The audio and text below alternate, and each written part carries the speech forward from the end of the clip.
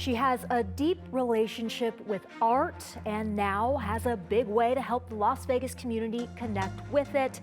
Heather Harmon, Executive Director of the Las Vegas Museum of Art, is our guest this week on Nevada Week in Person.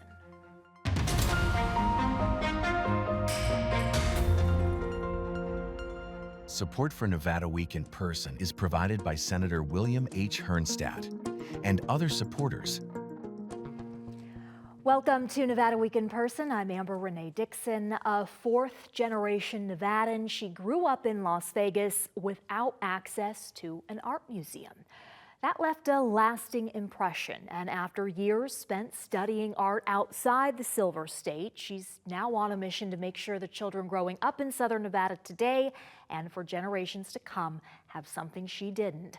Heather Harmon, Executive Director of the Las Vegas Museum of Art, welcome to Nevada Week in Person. Thank you, Amber. And we should clarify, this museum is not yet in existence. You're going to break ground on it in 2027. Yes, and we will open in 2029. And how big of a deal do you think that will be for Southern Nevada? I think it will be an extraordinary accomplishment for Southern Nevada among the many accomplishments that we have achieved as a city and as a state by and large. And so you have talked about not having access to a standalone art museum as you grew up in Las Vegas. When did you become aware of that? I really became aware of that when I was studying at UNLV, and like a good Harmon, I was studying political science, and everyone in my family, on both my mother and my father's side, were all public servants. And we had a very, very strong sense in our household that you didn't just live in a community, but you participated in it, and that was part of your responsibility as a good citizen to look at the place that you lived and find your way to supporting a community. I was studying political science and I took an elective at night. I had several jobs at this point in time, and it was called Art Since 1945, and it was taught by Professor Dave Hickey. And I remember sitting in the front row of class, and he started talking about art, and he just lit up. And I didn't know what he was. So I stayed after class, and I asked him what he did, and he said, oh, well, I'm an art critic. And I didn't even know what that meant at the time. And I signed up for every class that he taught and became his teaching assistant. And I really just devoured the stories that he would tell about art and museums and working with artists. And I really, because I didn't have access, I didn't even know that a career path in art or art history was even possible at the time. But it was really through my experience at UNLV, my alma mater, which I'm really close to and still participate as volunteer faculty in the art department, that shaped me. And I had to ask this off camera, but you can have a career in art without being an actual artist yourself. Yes, that's true. So I am trained as a writer and an art historian, and there are many pathways to art. I think one of the great opportunities for the museum is to foster careers in arts administration, of which there are many avenues you can choose, whether it's development, communications, facilities, marketing, operations, and we're so excited to strengthen that offering in our local community for the first time and really give that training and that grounding.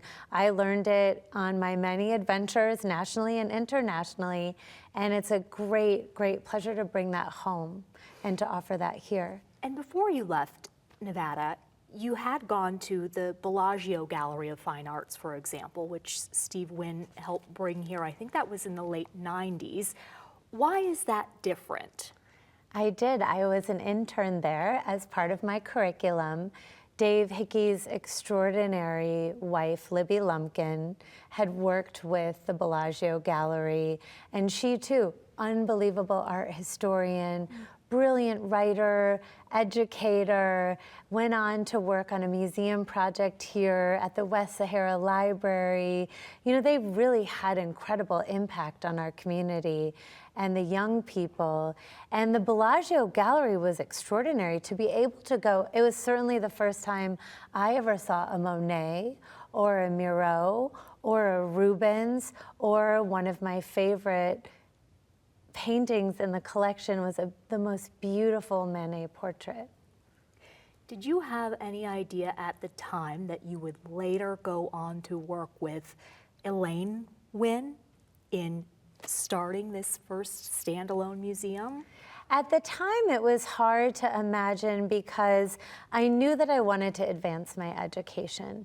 And that was a big part also in our family.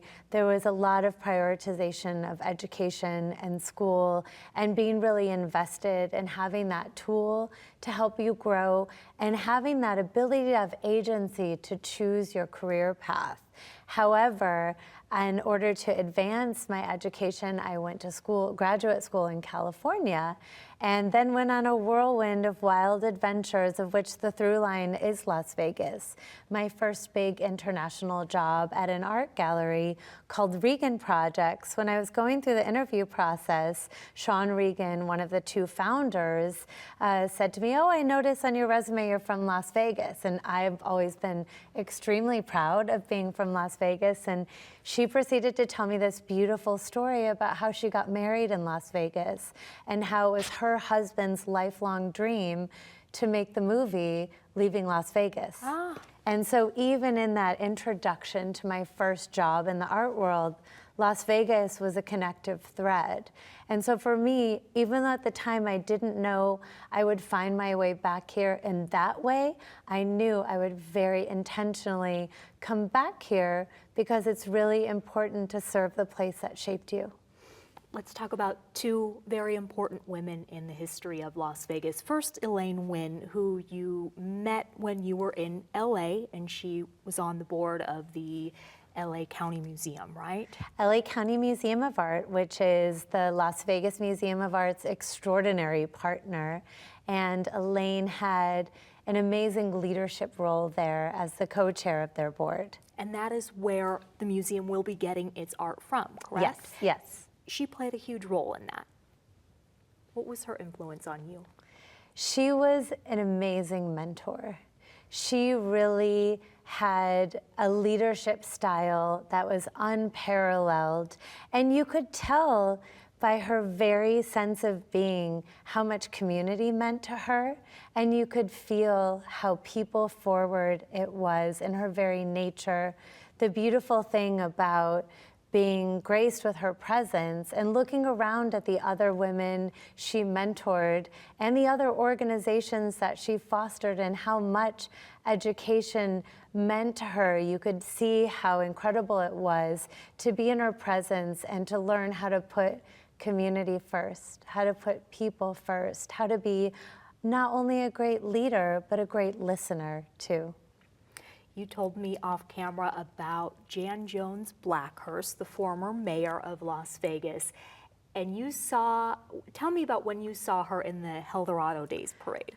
I was just a teenager at this point, and I saw this image of her on horseback on Fremont Street, just shining so brightly. And I remember thinking at the time as a really young woman, for me that broke the glass ceiling. It made me feel like anything is possible. And we're so fortunate to be touched by these really dynamic leaders in our community. And I would say former Mayor Carolyn Goodman and Mayor Shelley Berkeley among them, that these women in leadership who not only give their support, but give their time and give their expertise and keep investing in our community and really pave the way for future leaders. How important was it for you to have left Las Vegas, though, and get experience abroad and in New York in order to do what you're doing now, do you think? I think it was essential because you need to really learn the mechanics of an institution. You need to understand most importantly, the financial components of creating a space of wellness. And you need to understand the foundation of running an institution, and not having a museum here to be able to learn that career development. It really helped support my development in the field as a young woman and as a person that really is excited about bringing this amenity to our community, to go and to watch other museum directors and other museums, and to see programming and to see a style, but also to see service and to understand what about our institution we'll learn from other institutions, and what about our institution that'll be completely unique to Las Vegas. You know, we have a spirit. We have a pioneering spirit. We have a can-do spirit. But we also are very welcoming, and we're deeply hospitable. And when people come and visit Las Vegas, there is that deep, deep, deep connection of those who live and work in the community that make this an incredible place to visit and run the quiet mechanics of having, I think we're now towards 50 million visitors a year, and we make that magic happen. Do you think that it was great-grandfather, that he had that Yes. pioneering spirit you're talking about? I definitely think he did. Will you He tell our moved viewers here about him? in the early 1900s, and he was working with the railroad, but then in 1909 became the first county clerk of Clark County.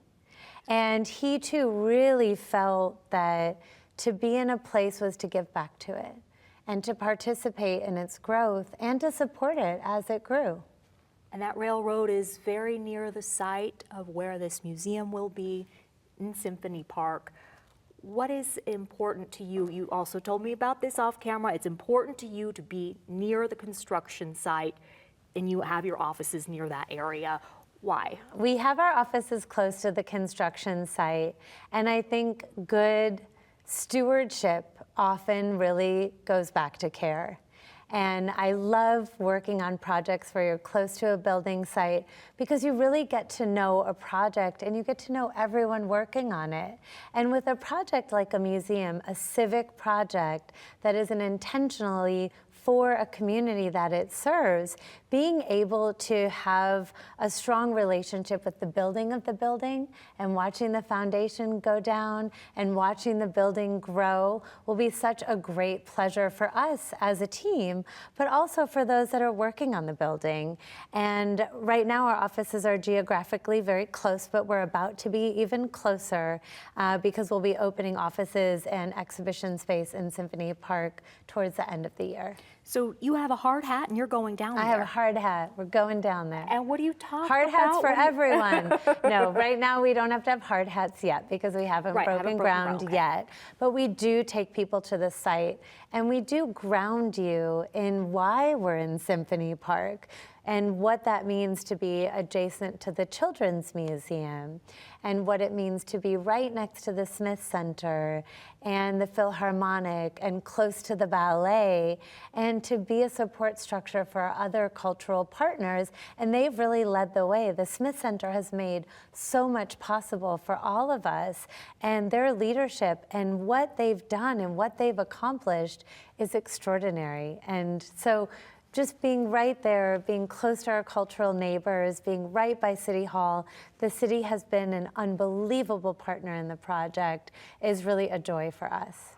And we have had so much joy having you here on Nevada Week in Person. Heather Harmon, Executive Director of the Las Vegas Museum of Art, thank you for joining Nevada Week in Person. Thank you.